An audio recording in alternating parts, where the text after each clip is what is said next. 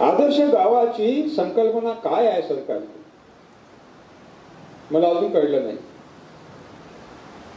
जेव्हा जेव्हा आदर्श गावाची संकल्पना समोर येते, आपल्या सगळ्या समोर एक नाव येतं, तो म्हणजे मान्य श्री अण्णा हजारे आणि त्यांचं रायगण सिंधी. खरंय का कुठे?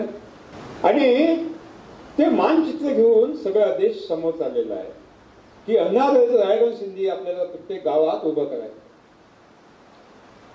मला वाटते कुठेतरी चुकत आहे. रायगण सिंधीचा आम्ही अभ्यास केलेला आहे. पोपटराव पवार माझे मित्र आहे, हिरे बाजाराचा सुद्धा अभ्यास केला. त्यांनी माझा 2 दिवस शिबिर ठेवलेलं होतं त्यावेळेस. आणि रायगण सिंधीचा अभ्यास केल्यानंतर मला प्रश्न पडला की रायगण सिंधी आदर्श कसं? How we can claim that it is at a village. Bharat Maharashtra सरकारच्या सगळ्या योजना लाखो रुपयाच्या एकाच गावात. रायगण सिंधीत नवीन योजना आली का टाक रायगण सिंधीत, नवीन योजना आली का टाक रायगण सिंधीत. एक रायगण सिंधी विकसित झालं, शेजारथ विकसित आहे. शेजारथ विकसित खरं का कुठं आहे? 6 लाख खेडे आहेत देशामध्ये. किती वर्ष लागतील? 6 लाख वर्ष. कसं शक्य आहे? आणि गंमत आहे, रायगण सिंधीतला शेतकरी बी विकत आणतो, खत विकत आणतो, औषध विकत आणतो, ट्रॅक्टर विकत आणतो, अवजारं विकत आणतो, सौंदर्य प्रसाधनं विकत आणतो, गूळ विकत आणतो, साखर विकत आणतो, कपडे विकत आणतो, औषधं विकत आणतो, चपला विकत आणतो, सगळं विकतच आणतो.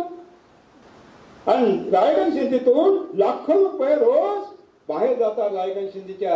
आदर्श कसं? मला उत्तर द्या. आदर्श कसं? उत्तर द्या. म्हणून आदर्श गाव वसवायचं असेल तर रायगण सिंधी हे मानक असू शकत नाही.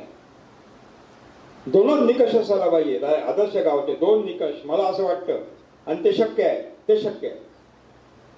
पहिला निकष, सरकारचा एक पैसा न घेता गावातल्या संसाधनावर ते आदर्श बंद करा. गावातल्या संसाधनावर 1 एकर रासायनिक शेतीमध्ये कमीत कमी 20,000 रुपये खर्च आहे हंगामी पिकात. डाळिंबामध्ये 1.5 लाख रुपये आहे, द्राक्षामध्ये 2.5 लाख रुपये आहे. सगळ्या गावाला ठरवलं होतं झिरवळ शेती करायची. एका एकराचे 20,000 रुपये वाचले, डाळिंबाचे 1.5 लाख वाचले, द्राक्षाचे 2.5 लाख वाचले.